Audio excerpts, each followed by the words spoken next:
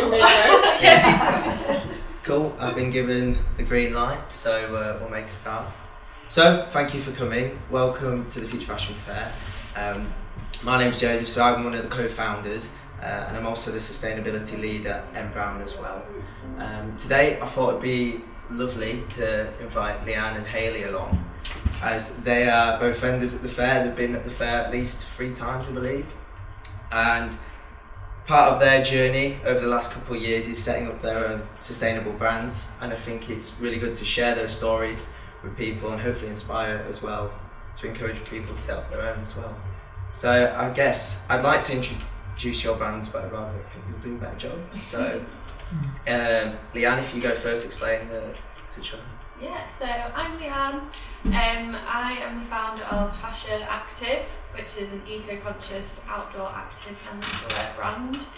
And yeah, I've had my first birthday a couple of weeks ago, so still a very new business, but I'm really enjoying the journey and also really enjoying meeting other people interested in sustainable fashion. I think it's becoming like a new key topic of the industry, and it's really exciting, and there's a lot of potential coming out, so yeah. Yeah, thank you.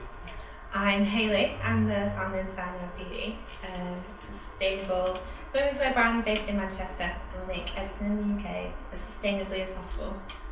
Brilliant. Okay, so one of my first questions would be, so you set up your business, what were the first kind of challenges that you came across when you were setting up? Do you want to go first? Yeah. There's definitely a lot of challenges. I think one of the key ones was probably actually like working with a small budget.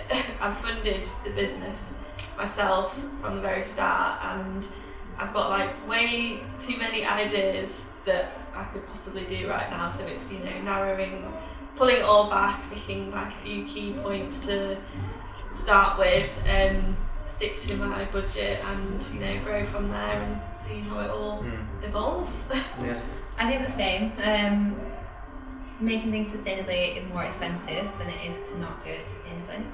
So that's always a challenge. DD is self-funded, and I don't come from a background of money, so like there's no fallback or anything, like it's got to work and that's it.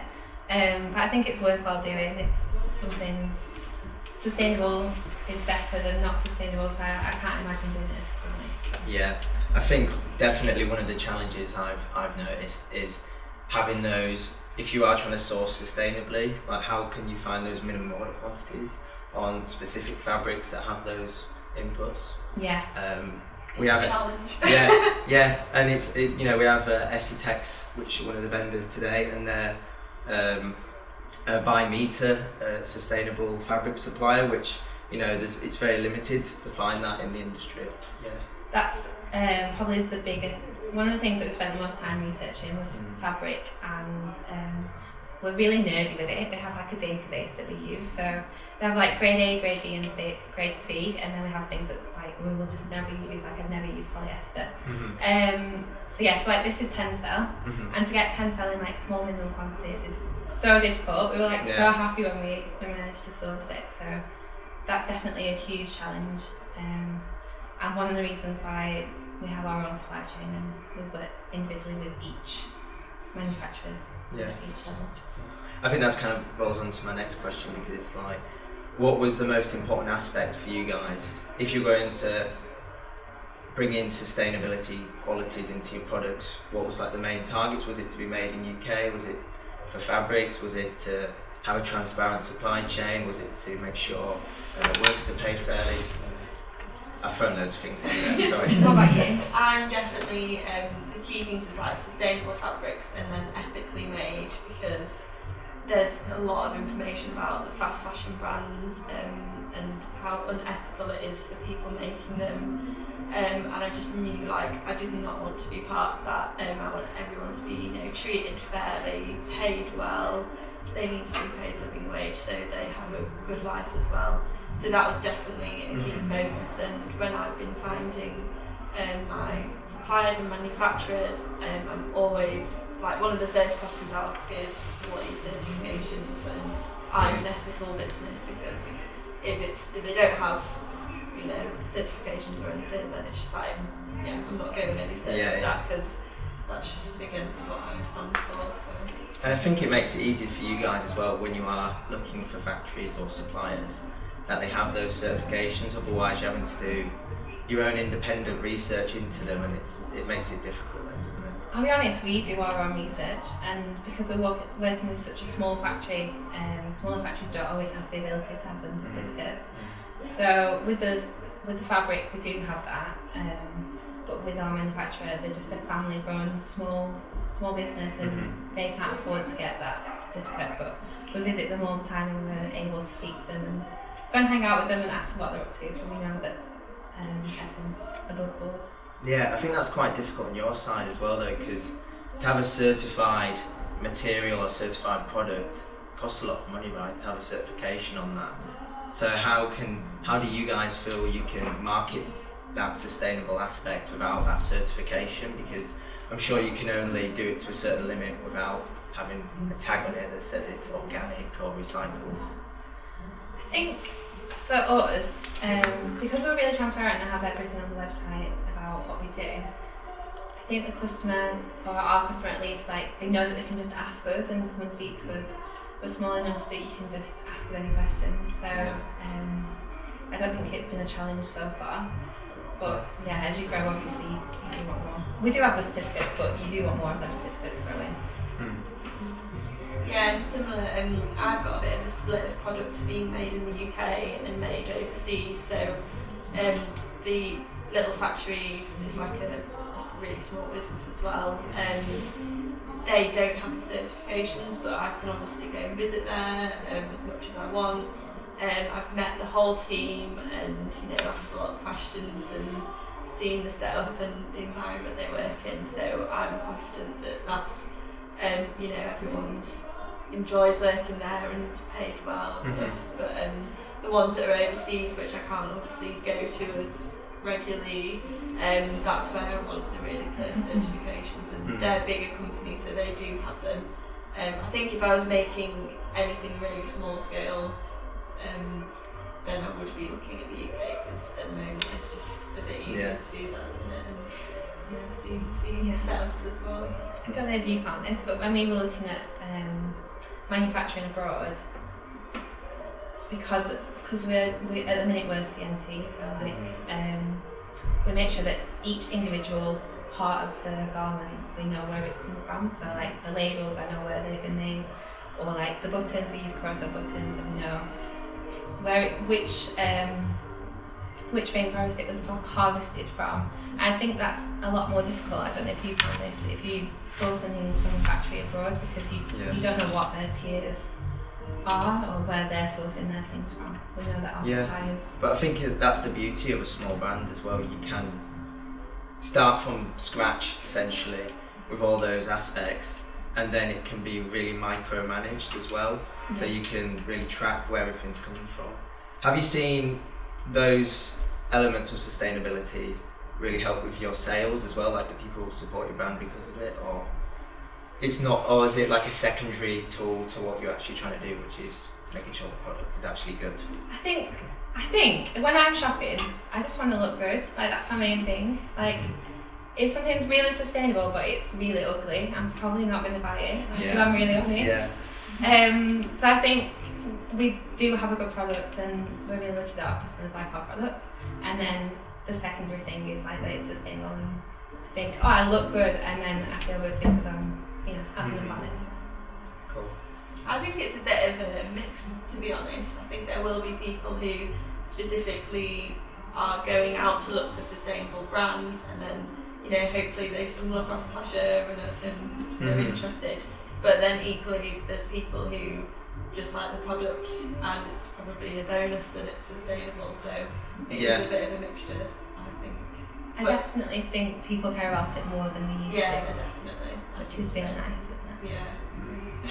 Well, yeah, that's kind of obviously what we do here. We're here to like promote sustainable brands and build a community.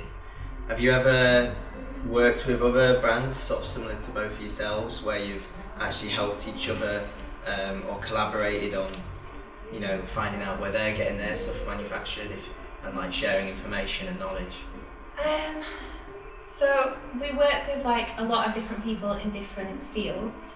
So with tech, we have people that help us in tech and in different fields like that, but specifically fabrics, I guess. Our friend Birch, that's also a store holder, will give each other information about fabrics that we might have found, or we might have read an article and we'll share that.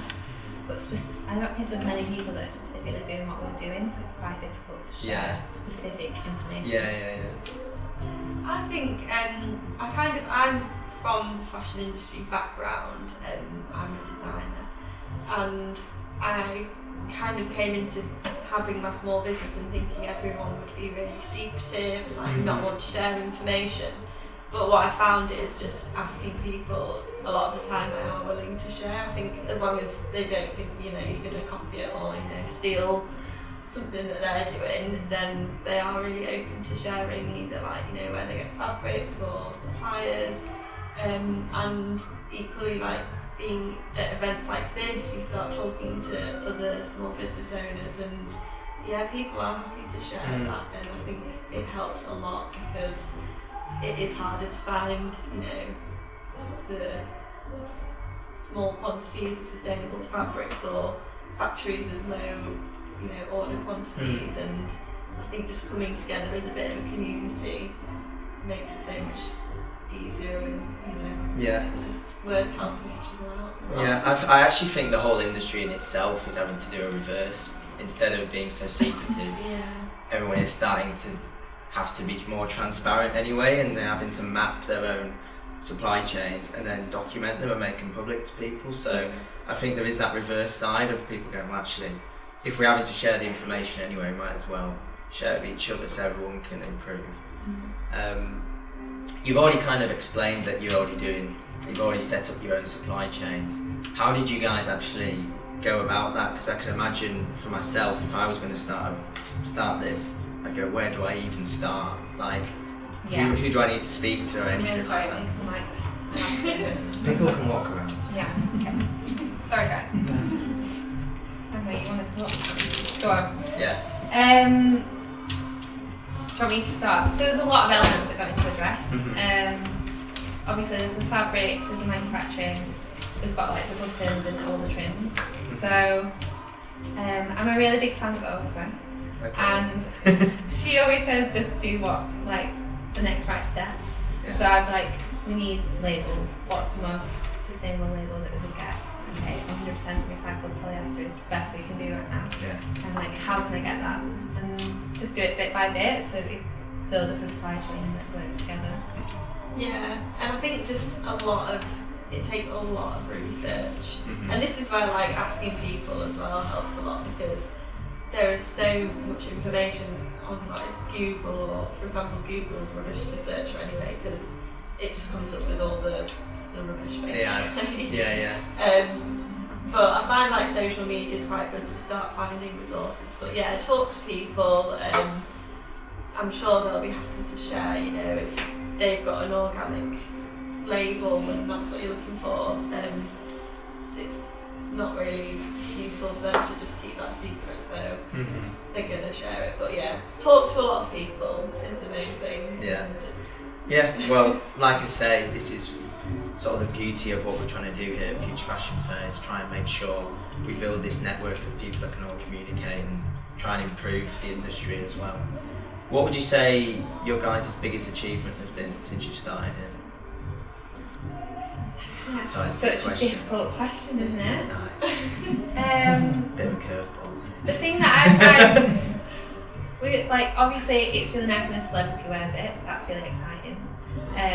But I think the most exciting thing is when someone who isn't bothered about sustainability or doesn't know about it, on our social media, we might share how to care for things better, like air drying things is better than, we have it on our labels as well. And someone said the other day, I didn't know that air drying was better, so I've started at air drying my clothes. So I think things like that are actually my favourite part of my biggest achievements, is helping people to be more sustainable. Yeah. I think mine was from leaving university in 2014. I always knew I wanted to launch a brand, and recently, well, the past few years, I know I've wanted to do sustainable activewear.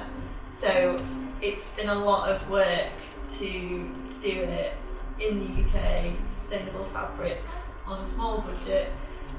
But last week I got my first little small bulk order of my activewear, so it's taken me literally about a year to launch it, but I finally did it, and opening the box of stock I was just like, oh my gosh, I've actually done it, and I just felt really good. Yeah, no, I remember I saw you post it on LinkedIn. I thought it was amazing. Yeah.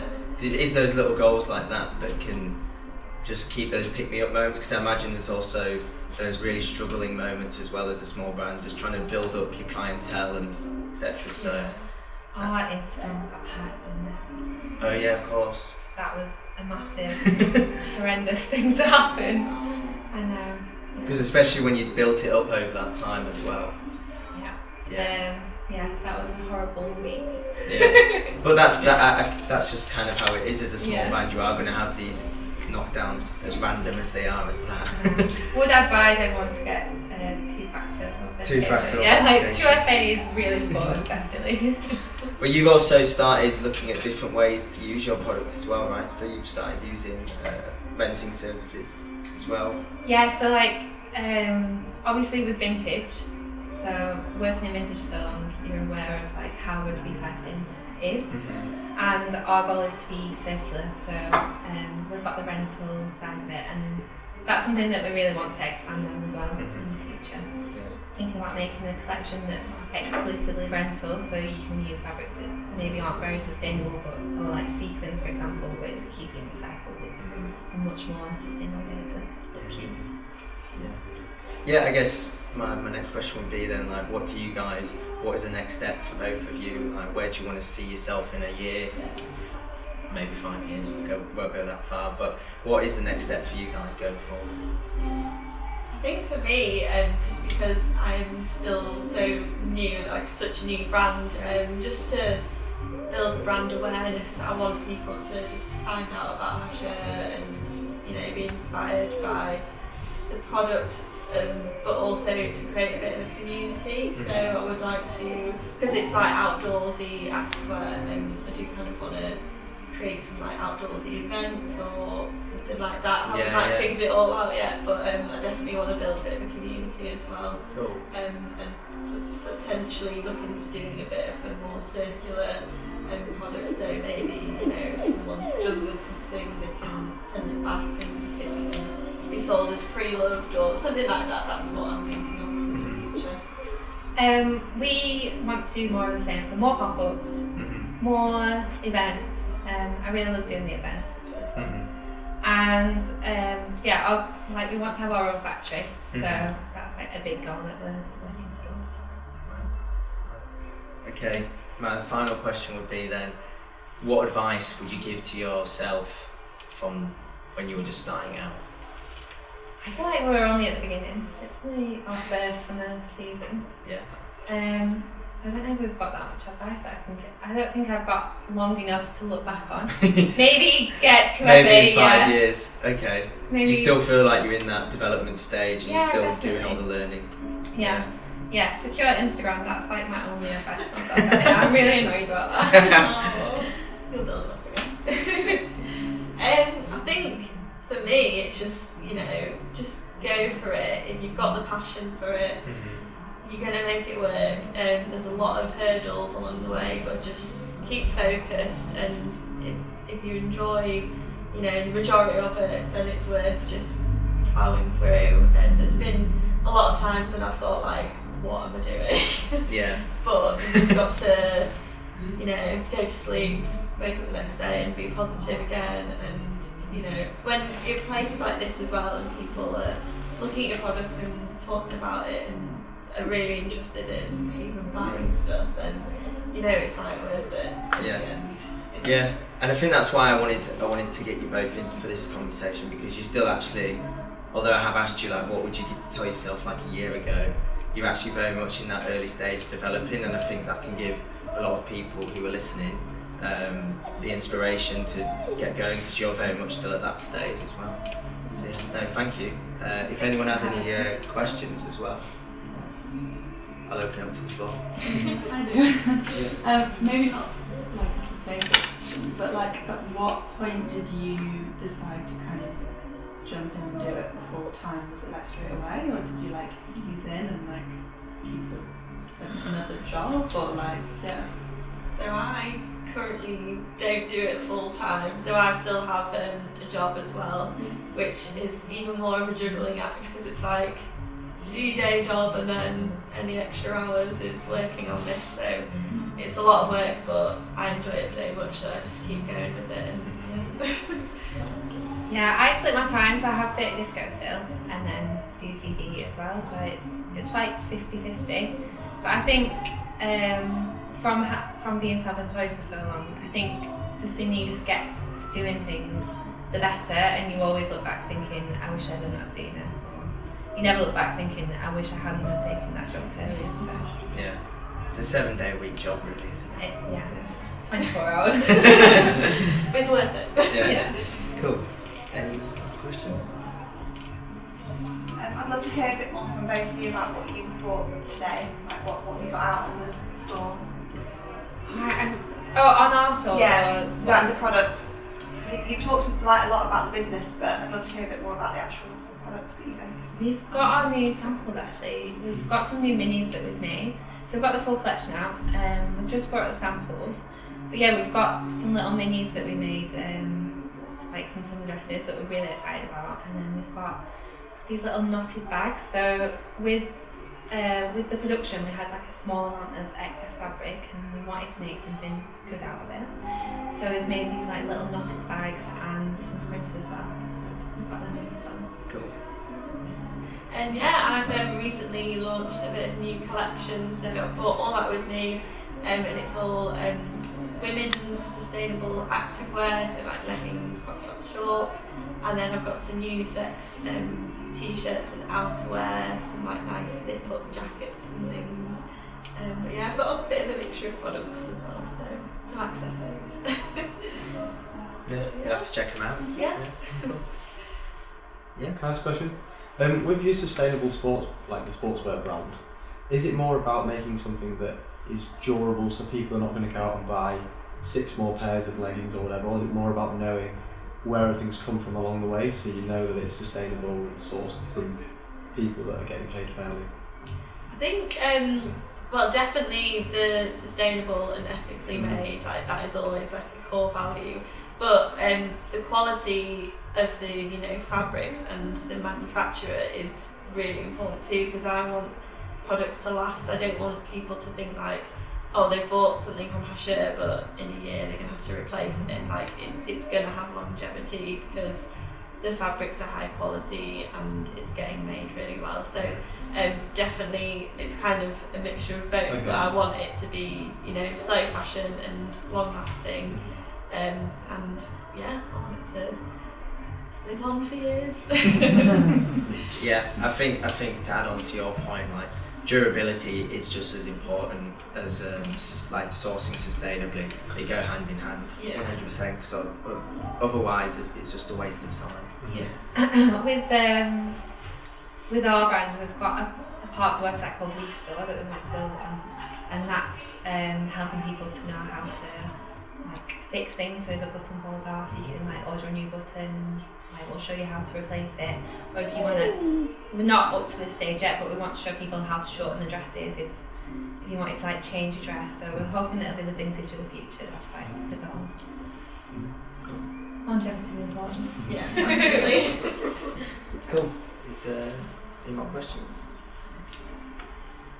Cool. Thank you. Well, For this. I just got an idea I can talk to you about. You were saying you wanted more events and so on. I'm from I live in Hinton Bridge, and in the Upper Valley there are a couple of repair cafes, but the WIs in that area are also quite keen on sewing and repairing and so on. So there's lots of points of interest in anything to do with fashion, but clothing and so on.